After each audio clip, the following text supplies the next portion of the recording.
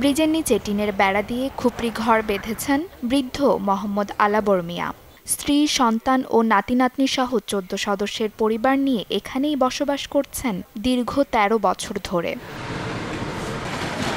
ঢাকা-সিলেট মহাসড়কে হবিগঞ্জের নবীগঞ্জ উপজেলার রুস্তমপুর এলাকার শাখা বরাক নদীর এই ব্রিজের ওপর দিয়ে প্রতিদিন চলাচল করে হাজারো যানবাহন। এভাবে বসবাসে প্রতিনিয়ত রয়েছে মৃত্যুর ঝুঁকি। রাতে যানবাহনের শব্দে কেঁপে ওঠে পরিবারের শিশুরা। নিজস্ব ভিটা না থাকায় এভাবেই মানবেতর জীবনযাপন করছে পরিবারটি। আমি গরিব অবস্থায় ১৩ বছর ধরে থাকি। পাঞ্জাকান্দি উঠে যায় পুলিশ চলে, কোনো চেয়ারম্যান মেম্বার আমাদের কোনো সাহায্য দেয় না, আমাদের দেখে না, কেউ দেখে না। আমি সরকারের দ্বারা কতবার দিছি, কিন্তু সরকারি দ্বারা পাইছি না। ১২-১৩ বছর ধরে যাবো আমরা ইনো।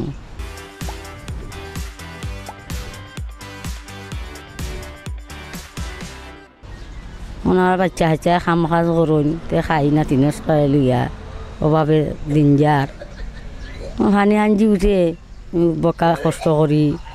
আমরা তো চেয়ারম্যান মেম্বারও দেখুন নিয়া। আমরা যে ৭ ভাই, এখন আমরা তাকে ফুলের তোলে, আর আমিও কষ্ট মষ্ট করে গাড়ি উড়া চালাই তে চলি। আমরা এখন বড় চিন্তা আছি। এখন এনে মনে হলে উত্তাল থাকি, মানে এরা রাতকে উঠে ডরাই আর। সংসারের অভাব অনটনে বন্ধ রয়েছে শিশুদের পড়াশোনাও।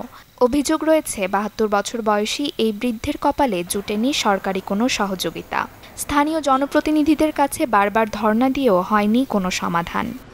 আমরা ইচ্ছা আছে পড়ার, কিন্তু আমরা পরিবারও ফর্সা নাই লাগে। আমরা আব্বা আম্মা পড়ে তারা না রাইতিলে ঘুমাইতাই না, ডর পড়ে। মেম্বার চেয়ারম্যানের কাছে গেছি আমরা, যাওয়ার পরে এরা নাম নেওয়া নিচে সরকারি ঘর দিছে। তবে এরা পরে জিগাইলে এরা কইছে যে আমরা নাম তো আয় না বা সরকারের দেয় না, সরকারি কিছু আমরা এবার নাই, সরকারি জায়গা জোগাড় নাই কইয়া তারা বিদায় করে দিলে। এরা বছর একবারে দিন আনে দিন খায়, বা কোনদিন খায় কোনদিন খায় না।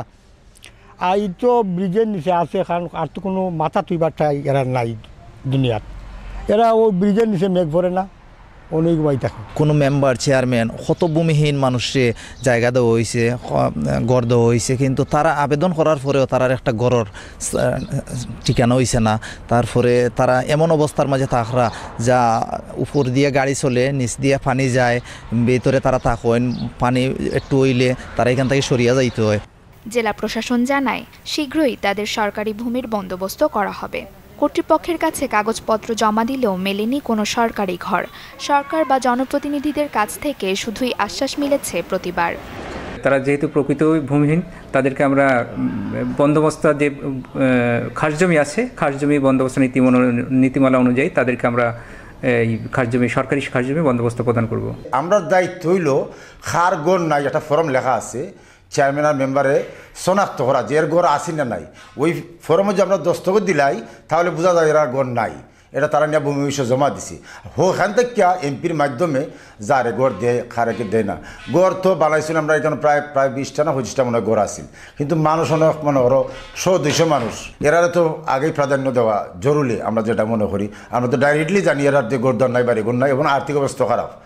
যদি আসে এই সুযোগ, আর আমি আল্লাহ আমার এখানে রাখে, আমি সর্বোচ্চ চেষ্টা করবো তারা দেওয়ার।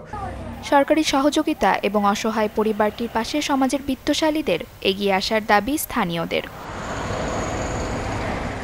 Desk report, channel 24।